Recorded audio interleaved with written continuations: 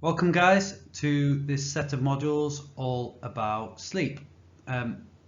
Sleep is obviously something that most people know is incredibly important to a healthy, active lifestyle, but it's also something that a lot of people struggle with in terms of adopting effective, good practice that enables them to sleep soundly day after day, week after week.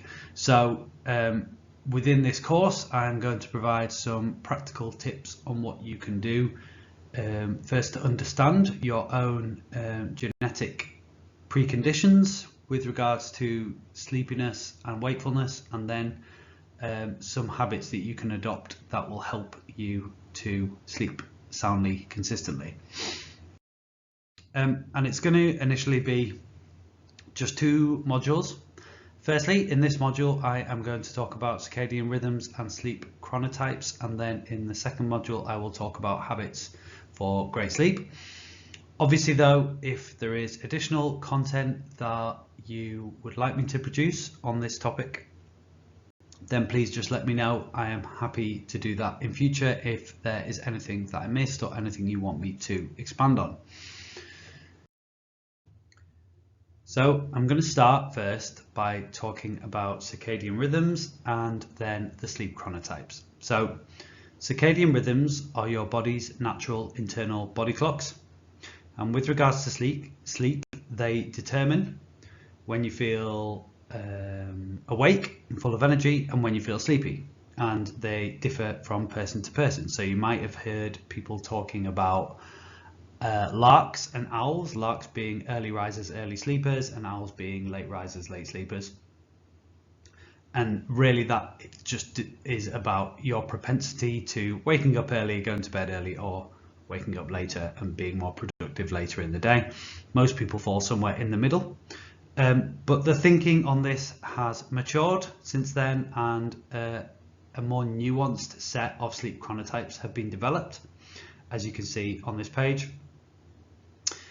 The idea of this is not to be absolutist, but it is to provide you with some more insight as to your preferences, which are mostly determined by biology and genetics, but in such a way that you can then use the information to your advantage to plan your days and your schedule around the times when you have most energy and the times when you have least energy, and also use that to work with other people in your life.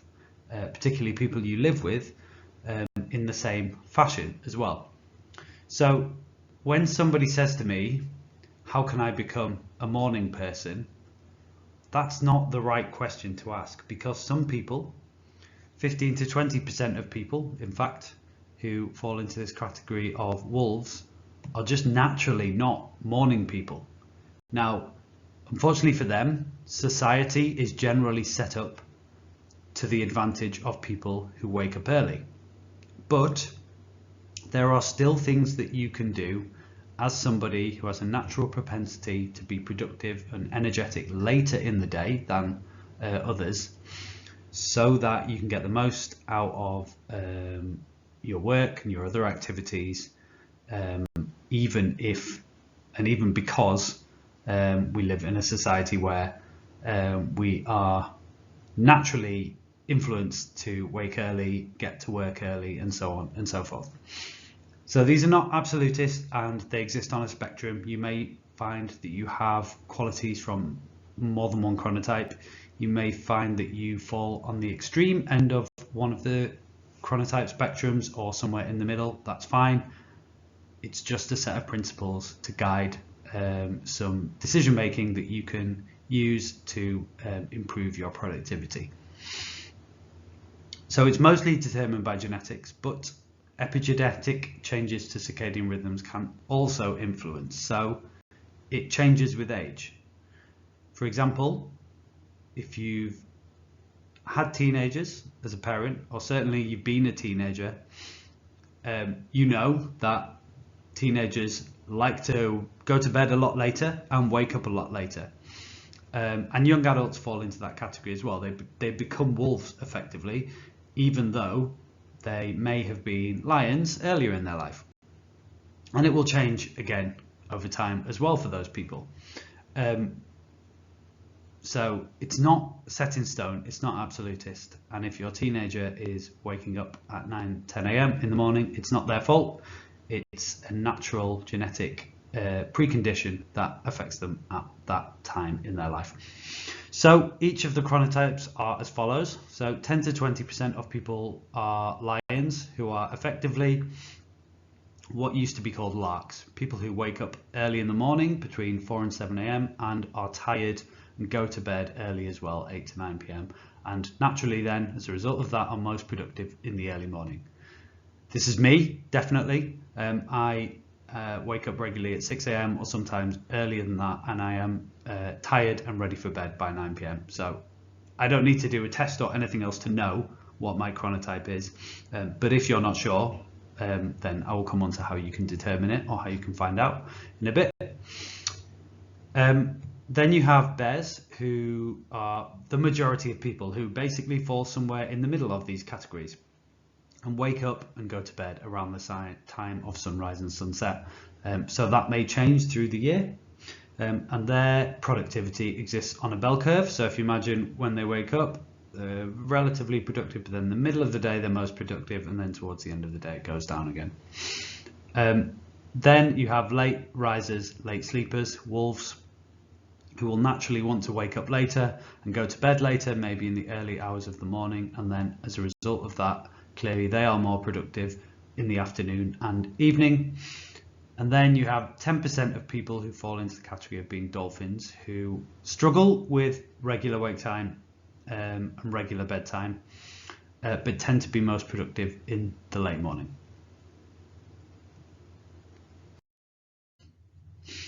So the first thing I will say about this, as I've just mentioned, if you're not sure whether you have a propensity for morningness or eveningness, as it's called, then you can take the MEQ test. I will provide a link below this video in the members area. MEQ stands for Morningness Eveningness Questionnaire. Yes, they are real terms. And that will just give you a set of questions that will help to determine the level at which you are someone who has a preference for the morning or the evening, or you fall somewhere in the middle. But a few takeaways. Well, there's some content on this slide that you can have a look at and use to your advantage. But the key takeaways for me: if you are a wolf, don't worry about not being a morning person, because you have a natural propensity not to be. And giving yourself a hard time about it is not doing yourself any favours. If you've read and consumed what I've talked about so far, and you think you fall into the category of being a dolphin, that is something you probably need to work on in terms of optimizing your sleep, and maybe working harder than some of these other chronotypes due to the irregularity and unpredictability of your sleep, which could impact on your productivity, mental well-being, etc. If you're a lion, the way to use this to your advantage is to schedule your complicated, difficult tasks in the morning, as I like to do. For example, in work, I like to make sure that I have at least a couple of hours free in my calendar in the morning when I start work, usually the only 3 hours in my day, that I can spend thinking about complicated topics that I need to do something about, or preparing for difficult meetings, or preparing documents, presentations and things like that require deeper thought and concentration. And then I spend more of the afternoon doing things like responding to emails, attending meetings and stuff like that. And finally, if you are a bear, you are able to adapt with the seasons. So you will probably find that you wake up and go to bed, you wake up earlier, go to bed later in the summer, and maybe wake up later, go to bed earlier in the winter, which is fine. And knowing that means that you can then use that to your advantage. And here are some ways you can do that. Firstly, I would say maybe do a bit more research about each of the chronotypes if you're still not sure. But if you are now thinking, yes, that's me, this one's me, you can use that as a guide for when you're likely to feel alert and when you're likely to feel sleepy. just having awareness, as with all of these concepts really, in everything that we talk about, just having awareness is a fantastic first step, because you can then use that to plan your schedules to match when you feel able to do demanding, challenging tasks, and when you feel like mundane and menial tasks would work better.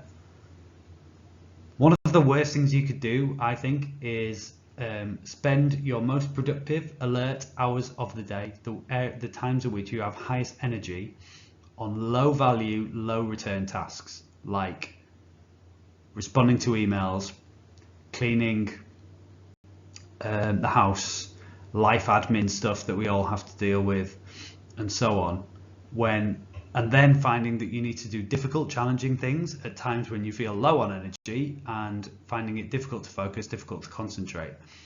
So hopefully there's something here that you can take away and use to improve how you're structuring your own routine. And it's also worth engaging with your partner and collaborating with them on this. You might already be thinking your partner is the same or different as a chronotype.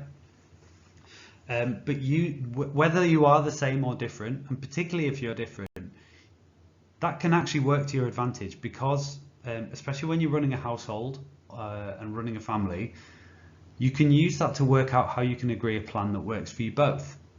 So it may be that you as a lion needs to go to the gym and do difficult things in the morning, but your partner as a wolf can do that in the evening. And then obviously you've got a trade-off there in that you both get to do difficult tasks at the times at which you feel alert and energetic, and vice versa as well. And here are some examples of what I mean by demanding and mundane tasks. So demanding are things like high intensity training, resistance training, sports, but also things that are more work related, like solving complicated problems, deep thought, side projects, preparing for and having challenging conversations, holding work meetings. And by work meetings, I mean particularly difficult ones where you might be chairing, or you need to concentrate, or you feel like you really need to contribute, practicing presentations or job interviews, things like that, reading on complex topics, or writing if that's something that you do. And then mundane tasks, cardio, because it doesn't require any thought to go for a walk or go out on your bike or whatever, cooking, responding to emails, cleaning, etc., etc., etc. These are just ideas. You will have your own, but I just wanted to bring the concepts to life a little bit. Like I said at the start, it's mainly determined by biology and genetics. However, there are things that you can do to slightly switch your chronotype, slightly, to minimize some of the problems you might face. Now, this might not apply to you, as I am very lucky in this respect. Like I said, the world is mainly built around making it advantageous to wake up early. That is not a problem for me, and everybody else close to me is also an early riser and an early sleeper. So there is no problem in my life to the fact that I get tired at 9 p.m. because everybody else is also tired at the same time. But you know, if you've got different chronotypes in your household, or your work means that you have to do difficult things at times where it's not your preference, then it is worth thinking about things you can do to slightly adjust.